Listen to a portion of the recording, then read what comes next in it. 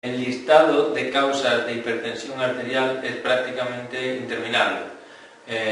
Lo que sí que es muy relevante conocer es que la causa más frecuente de hipertensión arterial hoy día, secundaria, es la de origen renal. Esto incluye tanto la renovascular, por enfermedades que afectan a la arteria que irriga los riñones. Cuando esto ocurre en gente joven hay que sospechar displasia fibromuscular de la arteria renal, y cuando afecta a personas mayores de edad avanzada hay que sospechar aterosclerosis de la arteria renal. Y por otra parte, las enfermedades parenquimatosas renales, que cada vez son más frecuentes en la insuficiencia renal crónica por distintos motivos: nefroangiosclerosis, en el seno de una nefropatía diabética, o enfermedades tipo glomerulonefritis, que con el paso de los años también acaban desarrollando con más facilidad hipertensión arterial. Antaño, algunos fármacos que eran causa muy frecuente de hipertensión arterial, como los anovulatorios, hoy día realmente es una causa improbable o infrecuente de hipertensión arterial, dado que pues las moléculas han evolucionado y ya no producen una retención hidrosalina tan marcada como los primeros que se comercializaron.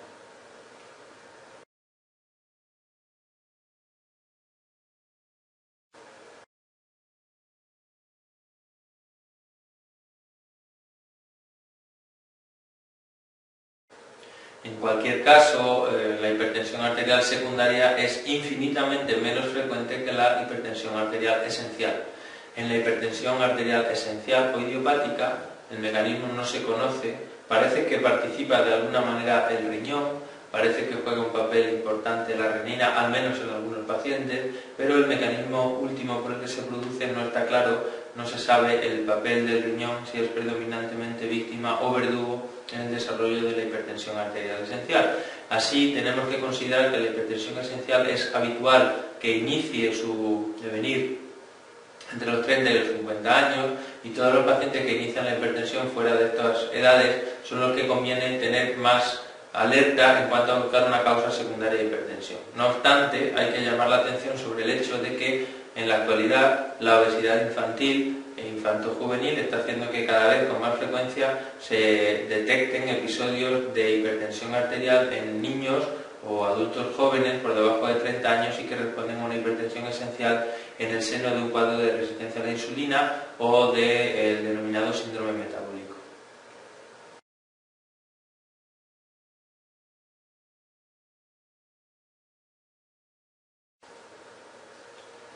Todos los pacientes que tienen hipertensión arterial deben recibir una serie de pruebas complementarias obligatorias, entre las que destacan un electrocardiograma para ver si existen o no arritmias y datos de hipertrofia ventricular, una analítica básica de orina con un examen microscópico y una detección de microalbuminuria mediante una tira reactiva, y una analítica sanguínea que incluya el estudio de otros factores de riesgo cardiovascular, con la glucemia, el colesterol y sus fracciones, los triglicéridos, potasio, el ácido úrico, la creatinina, muy importante, la hemoglobina y el hematocrito. Y es obligatorio hacer una evaluación de la tasa de filtrado glomerular o del aclaramiento de creatinina mediante las fórmulas apropiadas que existen a este efecto. Otras pruebas, como el fondo de ojo, la radiografía de tórax, el índice tobillo-brazo, ecografía carotidia y demás, pueden estar indicadas en muchos pacientes, pero digamos que se suelen utilizar o bien para evaluar exactamente la presencia de afectación de órganos dianas de la hipertensión en casos determinados, o bien en el despistaje de la presencia de una causa secundaria de hipertensión arterial. Realmente no en todos los pacientes son recomendables según las recomendaciones internacionales.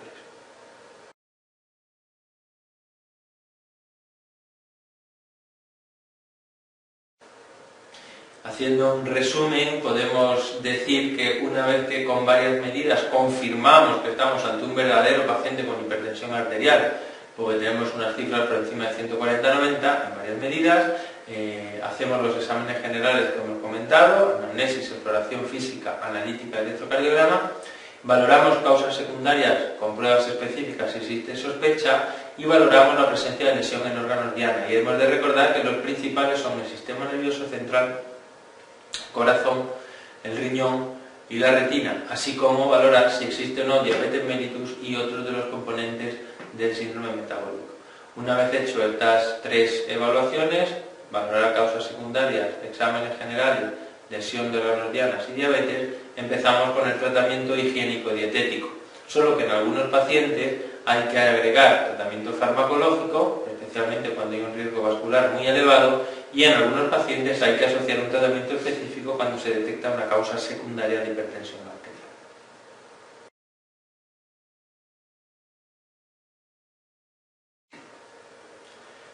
En cuanto al tratamiento de la hipertensión arterial, tenemos una gráfica o una tabla muy grande, que es la que recoge la recomendación de la Sociedad Europea de Cardiología, en la que en función del grado de hipertensión, en función de la presencia o no de otros factores de riesgo y de la lesión de órgano diana, pues nos recomienda si iniciar tratamiento específico con fármacos, solo con cambios del estilo de vida o una asociación, o tratamiento inmediato con fármacos, en función básicamente del grado de daño que produce esa hipertensión, bien porque sea una hipertensión muy marcada o bien porque el paciente tenga mucho riesgo vascular porque tenga otros factores de riesgo asociados. Así como norma general, aunque esto realmente se puede pormenorizar tanto como se desee, si el paciente tiene factores de riesgo o diabetes o ya tiene enfermedad conocida, probablemente en cuanto que detectemos cualquier grado de hipertensión es necesario iniciar tratamiento. De hecho, la enfermedad cardiovascular o renal establecida requiere un tratamiento farmacológico específico antihipertensivo, incluso con cifras normales de tensión. Por otra parte, hay que recordar que el objetivo terapéutico generalmente es mantener la tensión por debajo de los niveles que se consideran normales, 140-90, aunque estos son unos límites realmente alcanzados por convenio,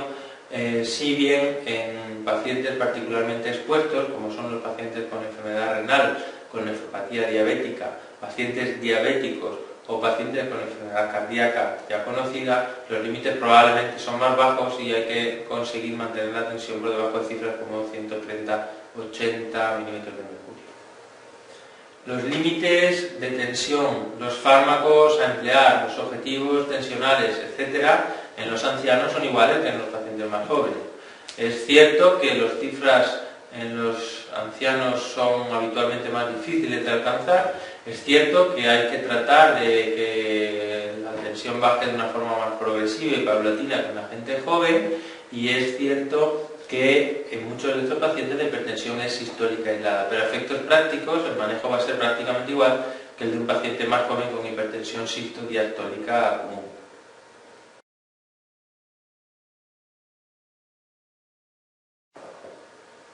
Considerando el perfil de eficacia, de efectos secundarios de cada fármaco antihipertensivo en cada contexto,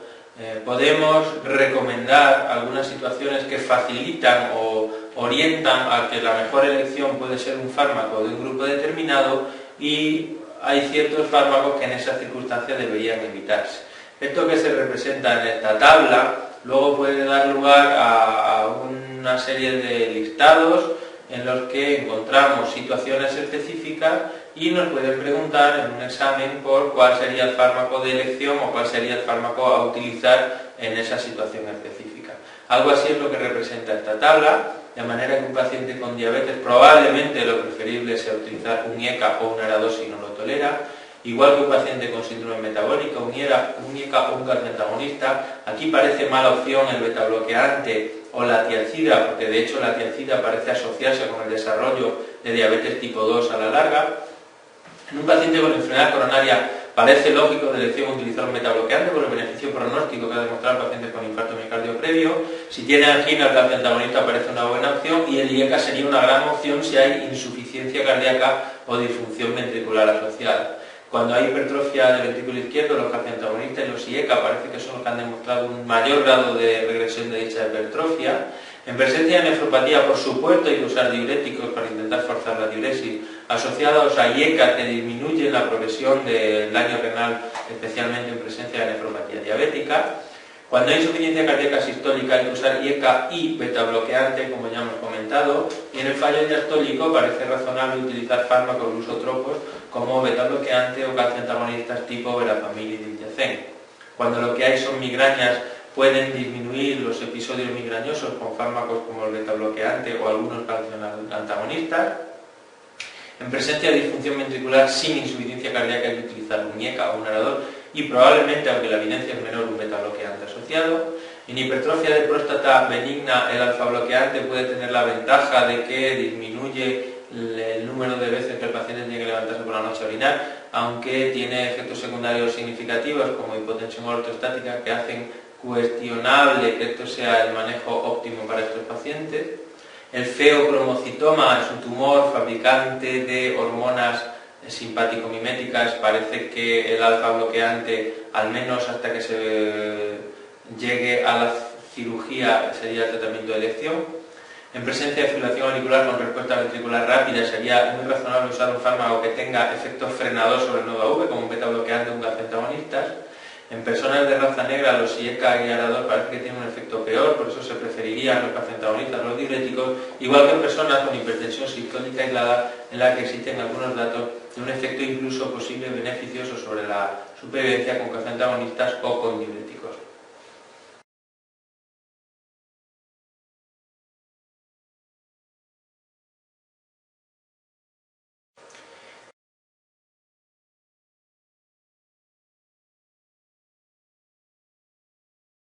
De esta pregunta creo que conviene destacar que la mayoría de los hipertensos no tienen síntomas debidos a la hipertensión arterial. Es cuestionable epidemiológicamente hablando que las cefaleas frecuentes sean producidas por la hipertensión.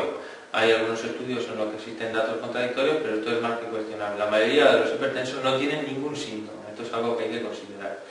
Y por otra parte también es significativo recordar que la encefalopatía hipertensiva, en el seno de una crisis hipertensiva grave, no suele tener focalidad neurológica, a diferencia de otras situaciones en las que aparecen datos de focalidad.